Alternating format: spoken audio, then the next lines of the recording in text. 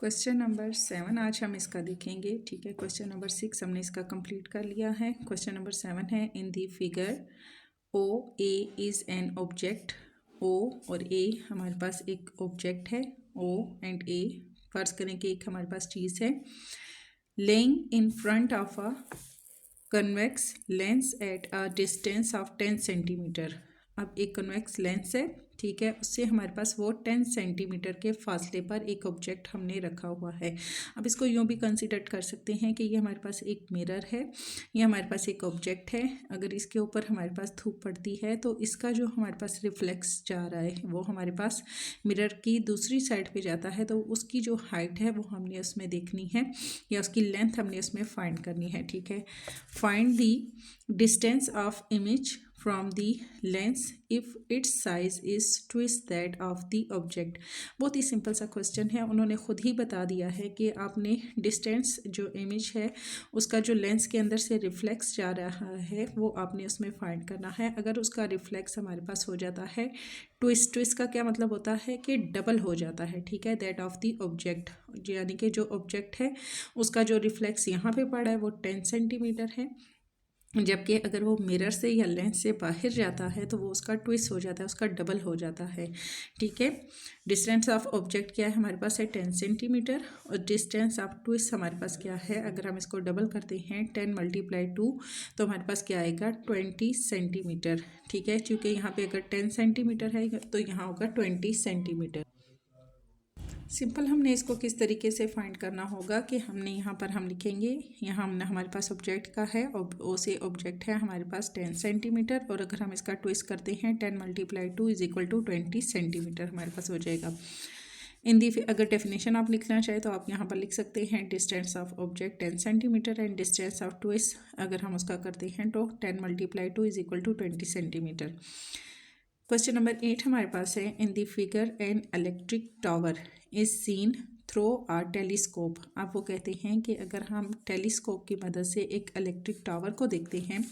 अब ये हमारे पास एक इलेक्ट्रिक टावर है, ठीक है, इसको अगर हम टेलीस्कोप की मदद से हम देख रहे हैं, फर्ज करेंगे हमारे पास टेलीस्कोप है, ठीक है, इसकी मदद से हम इस टावर को देखते हैं।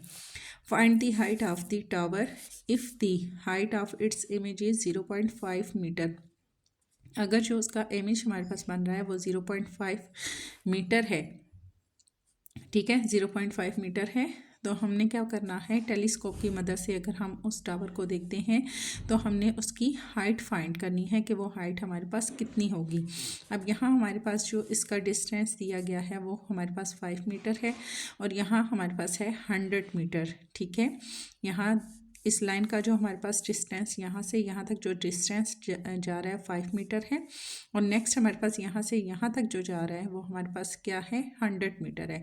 लेकिन हमने यहाँ पर इनकी डिस्टेंस फाइंड नहीं करना, इस क्वेश्चन में हमने इसकी हाइट को फाइंड करना है। अब यहाँ पर पहले हमने क्या किया था, इस क्वेश्चन में हमने लेंथ इसकी फाइंड की थी, इसमें हमने हाइट देखनी है। एक की हाइट हमें ऑब्जेक्ट की देगी है 0.5 मीटर और सेकंड की हमने फाइंड करनी है कि सेकंड की जो हमारे पास हाइट है वो क्या होगी। टावर को हम अगर हम कंसीडर कर लेते हैं एक्स से हम, ठीक है, क्वेश्चन नंबर 8 है, क्वेश्चन नंबर 8 फॉर एग्जांपल हमारे पास जो टावर है, टावर को हम एक्स लिखते हैं, ठीक है, और हमारे पास गिवन है, हमारे पास इसकी जो साइड्स दी गई हैं या इसकी लेंथ दी गई है वो हमारे पास क्या है, वो हमारे पास है 100 एंड जो गिवन साइड्स है वो हम पहले लिख लेते हैं 100 एंड हमारे पास है 5।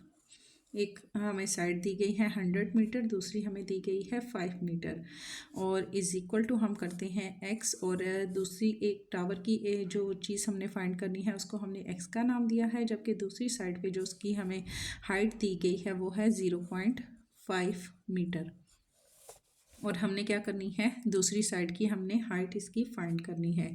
यहाँ अगर हम लिखते हैं 0.5 मीटर है और यहाँ पर है हमारे पास 5, अगर हम इसको 0.x की जगह पे हम लिखते हैं 10, ठीक है, 10 हमारे पास किस तरीके से आएगा, अगर हम इसका फ्रैक्शन ख़त्म करते हैं 100 और यहाँ हम लेते हैं 5 इज़ इक्वल टू हमारे पास चेंज हो जाएगा मल्टीप्लाई में, और यहाँ हम लिखते हैं 0.5, और पॉइंट को ख़त्म करने के लिए पॉइंट का लगेगा 1, और आगे जितने हमारे पास नंबर हैं उसका लगेगा 0। इज़ इक्वल टू क्या करना है, हमने फाइंड करना है x, या x मीन्स के टावर की हाइट हमने फाइंड करनी है। ठीक है, यहाँ पर ये वाला 5 इस 5 से कट हो जाता है। अब ये फ्रैक्शन हमारे पास ख़त्म हो गया है। ठीक है, अगर हम तरतीब से इसको नीचे दोबारा लिखते हैं तो हम इसको इस तरीके से लिखेंगे 105 मल्टीप्लाई 5/10। अब ये 5 इस 5 से कट गया, इज इक्वल टू x। तो इस 10 को अगर हम कट करते हैं, 10 1 ज़ा 10, 10 10 ज़ा हमारे पास हो गया 100। ठीक है, तो x इज इक्वल टू हमारे पास क्या आ जाएगा 10। मीन्स के हमारे पास जो इसकी हाइट आएगी, हाइट ऑफ टावर हमारे पास आएगी 10 सेंटीमीटर। हम लिखेंगे height of tower, height of tower is equal to 10 centimetre. ठीक है, तो ये हमारे पास हो जाएगा क्वेश्चन नंबर 8। नेक्स्ट हमारे पास है क्वेश्चन नंबर 9। क्वेश्चन नंबर 9 में हमने क्या फाइंड करना है, यहाँ हमने इसमें देखना है कि अगर हमारे पास एक ब्रिज है, find the length of the रूप ऑफ द हैंगिंग ब्रिज। अब वो कह रहे हैं कि हमने लेंथ फाइंड करनी है रूप की रस्सी की जिसके ज़रिए हैंग किया गया है एक ब्रिज को, where x is equal to Y. ठीक है, x is equal to Y हमारे पास है। अब यहाँ देखिए हमारे पास ये ब्रिज है। ठीक है, इसको हैंग किया गया है इस रूप की मदद से। ये हमारे पास रूप है, और ये हमारे पास, हम इसको बेस लाइन कह सकते हैं या आप इसको बॉटम कह सकते हैं। इसकी हमें दी गई है 12 मीटर, 8 मीटर, और ब्रिज की दोनों साइड्स जो दी गई हैं 6 मीटर, 4 मीटर। और यहाँ हमने क्या फाइंड करनी है, रूप की लेंथ फाइंड करनी है। एक साइड रूप की हमें दी गई है 10 मीटर, दूसरी साइड हमने इसमें फाइंड करनी है।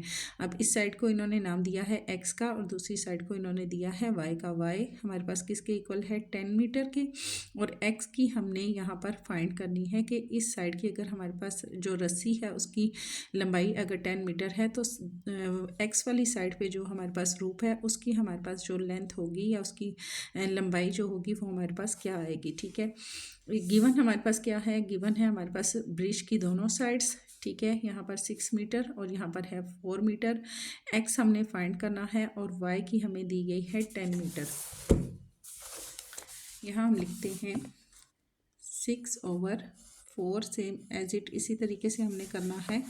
ठीक है, हमारे पास आएगा 6/4 इज इक्वल टू हमारे पास क्या है x, और हमारे पास है x और y की हमें दी गई है 10 मीटर। ठीक है, ये चीज़ हमारे पास आ जाएगी। हमने फाइंड करना है, हम यहाँ पर इसको अगर क्रॉस मल्टीप्लिकेशन करते हैं तो हम लिखेंगे x को हम 4 से मल्टीप्लाई करें, x4 हमारे पास आ जाएगा इज इक्वल टू 6 मल्टीप्लाई अगर हम 10 करते हैं तो हमारे पास आ जाएगा 6 मल्टीप्लाई 10।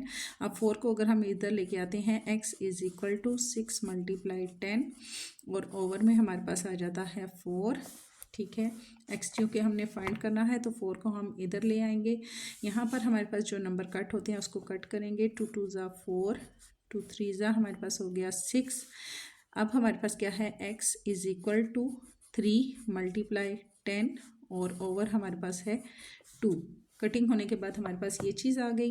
मज़ीद भी अगर ये हमारे पास कटता है तो हम मज़ीद इसको कट करेंगे, जैसे कि 2 1 ज़ा 2, 2 5 ज़ा हमारे पास हो गया 10।